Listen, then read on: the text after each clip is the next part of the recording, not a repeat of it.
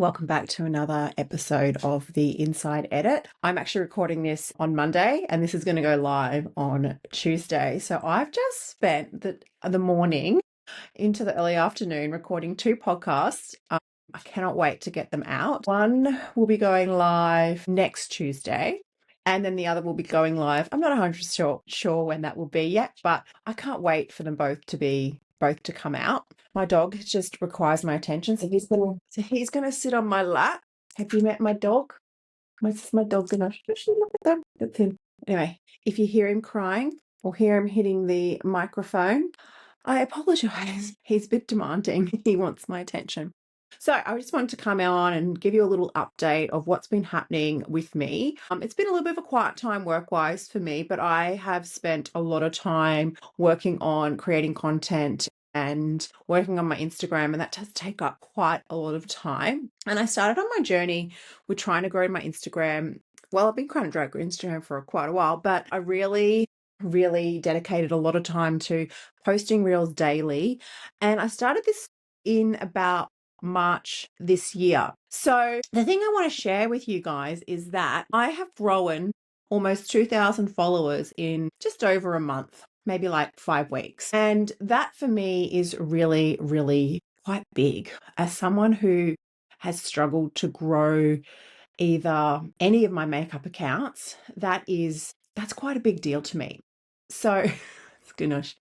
So I just want to share what I've done and what worked for me. And, if you're someone who's trying to grow your account, what can inspire you? I've already inspired probably my number one fan on Instagram, who is actually not a makeup artist, she's my friend Mina. She's just started posting Instagram reels yesterday. And she has grown, I think, over 100 followers, more than that, in one night with one post. And that's one thing I found, is that one post can grow your following substantially. And I really want to talk about it because I feel like when you have bigger creators talking about it, that maybe have over 100,000 followers, I don't know, I'm a bit like, yeah, sure. You've never been in my situation, but I have been in your situation if you've got a low follower number. I just want to say, I don't think follower count is an indication of your talent or your skill. We live in a world where it can make a difference to your career. So, or my podcast for that example. So that is why I am really working hard to grow it. So about 3 months ago, I started posting reels every day. And I'm just scrolling back on my Instagram so I can show you when it began. So my consistent posting started around this post here about my AI. And that was about on the 18th of March. And from then, I pretty much posted every day. Probably the first ones that sort of started to get me some traction were the ones that I did around Fashion Week. And I think I've got like 930 views on that. And to be honest, that was always really kind of hard for me to get. I was always around about the like 200, 300 mark. And then I just kept posting, right?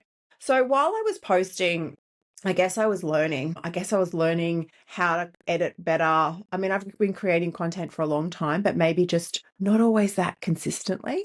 So I was learning to edit what was working and how to do it faster using old or using any content that I already had saved to my phone. I think it started to take off for me around about this reel here, my French roll reel that I did on a photo shoot. And that reel now is currently sitting at, I've posted on the 8th of June. Yes, that was the first reel that happened. Now that reel is currently sitting at 34,000 views, and I've received 108 followers from that particular reel. So that sort of started to take off for me. So then I decided to post. I posted this reel here, which is about Twisty Blow Wave. That one didn't pop off too much. I only got 1.8k views on that. So you've got to look at what's working and what's happening. And I got 2 followers and I got a few saves. So then I was like, I might repost this French roll video here. Now this video was taken, I think I've already posted that twice before. But one thing I really have learned in this whole process of my Reels journey is that people only really watch for about 13 seconds, if that, between 7 and 13 seconds. And your hook really matters. So I shortened this down, and the hook I put on it was, your French roll keeps falling out because of this, right? So that particular reel has had 42,000 views, or nearly 43,000 views, and has gained me 259 followers.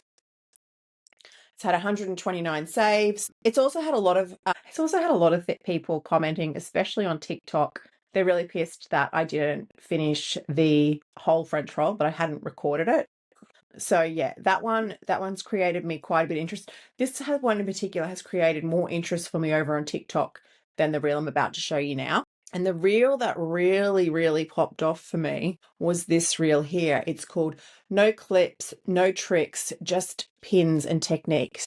And it's this one here of Penny. And I made this reel back in 2023 before I even moved to Sydney. And this is the third time I've posted it. I'm actually commentating it, whatever the right word is. I've got a voiceover. It's a pretty bad voiceover, to be honest, because it's before I was, not that I think I'm that great at voiceovers now. It was before I had gotten better at even editing and doing a voiceover. So this particular reel has had 224,000 views, and it has had 4K saves. It's been shared 669 times, and I've gotten over 1,000 followers from this particular reel. So I remember like waking up one day and I'd be like, look at my phone, I'd be like, oh my gosh, I've got 100 new followers. It just actually blew my mind, because I'd never ever had anything like that before. So since posting that reel, I did post another French roll reel, which is this one here. So I'm keeping on the trend of posting French rolls, so I just feel like that could be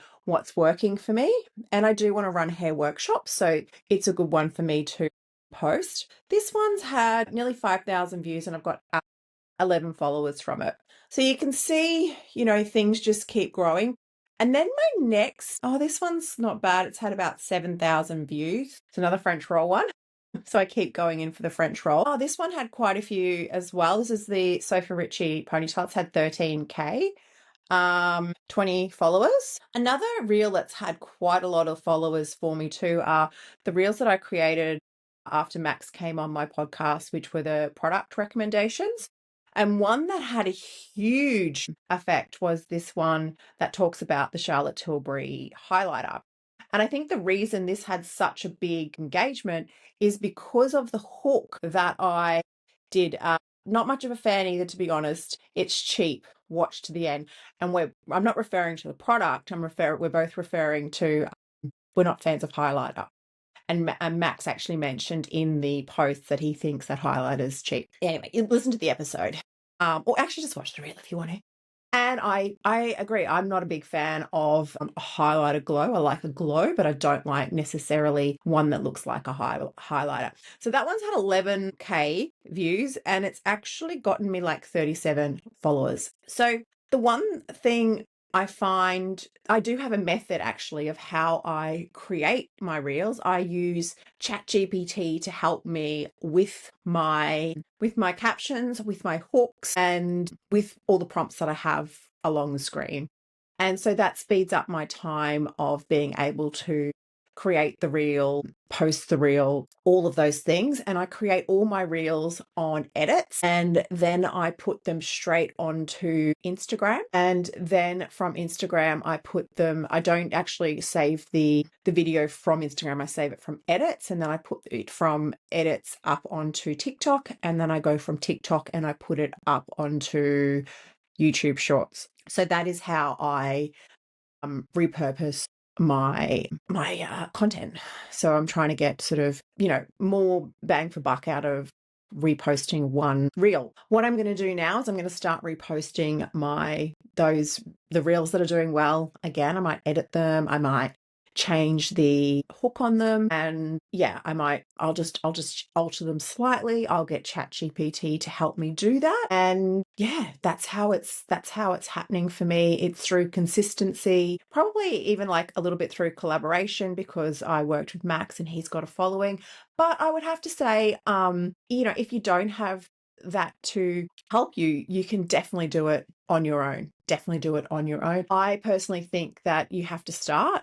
You have to just start doing it. Don't be afraid of it being wrong or making mistakes, and you will find your way. You will find your way along the way of what works for you and what you want to do, right? In saying that as well, I do content days and capture content, and I use those as well. And I will continue to do that. I don't really want to film content on myself. That's just not who I am. I'm not inspired by my own face. I want to create content on other people because I actually ultimately want to work on other people. And that's where I want to be. I don't want to be just doing makeup on myself. When I do my content days, I have done a few. I think I've done 3 this year. Yeah, I've done 3 this year. And one of them, I had someone filming for me. I paid somebody. I hired a studio and I styled it all myself. So I bought all the clothes and then I returned them.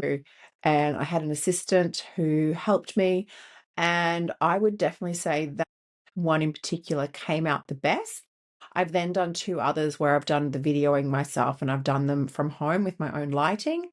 They're okay, but I don't think the quality is there. I didn't really want to I didn't have the budget, I suppose, to do that when I chose to do it those other 2 times. And I'm actually kind of glad that I chose to do them on my own because I've learned a lot since then. And I am going to do another content day, and I'm going to do a full day content day. I will get 2 models and I will do the whole day. I pay my models, and that's just my choice because I just find I want to be paid for everything I do. And I just don't think the model is going to get anything out of sitting in the chair with me while I create content on them. And I just feel when I pay somebody that I feel like they're going to show up. And I just feel that I just don't feel so bad and having somebody sitting there because they're with me for 4 hours. And to me, it just, yeah, then that way I feel it's what I want to do. If you don't do that, that's completely fine. That's no shade. This is just what I choose to do. I pay my content creator, and I had an assistant the last time. I actually didn't pay my assistant. I did a free hairstyling lesson for her, which she didn't ask me to do, and then my content creator sends me all the stuff. I hire the studio. I will definitely hire the studio again next time. I just don't feel like I have the space and it looks as good. And I will be creating some more content because I've got a very, very clear vision of what I know what I want to create now. And when I do my content, I do plan it out a lot, but I'm going to plan it out a lot more this time. I'm going to do a shot list. I'm probably going to really map out the reels that I want to do, and they will be a lot more. I think I know a lot more since doing the last one. So it's a learning phase, and I just think that's how it is. You know, you don't go into being a makeup artist or a hair artist and know everything straight away. So let me know if you have any questions. That's another thing I did. I do create a mood board for the looks. So I've got a mood board for the clothes and the hair and all that kind of thing. All right. I hope you're having a great week. Reach out if you listen to my podcast because I love to hear from people who listen to the podcast because sometimes you just feel like you're just talking and nobody's listening. And also another thing to mention, I've created a wait list because I am going to be running a hair masterclass. Not 100% sure of the format yet. I'm pretty sure I know which styles I'm going to do. I'm thinking it's just going to be a look and learn at this point. In the past, I did a combo of a look and learn and a workshop masterclass style, but I don't know. I'm actually really open to your suggestion. It's also going to be virtual. So I am going to be offering it online as well. So if you don't live in Sydney or Australia, jump on the wait list. I'll pop it in the show notes. And yeah, come and say hi online. If you listen to this, I'd love you to follow me on the Makeup Insider and come and say hi. So have a great week. Bye. Thanks for your support.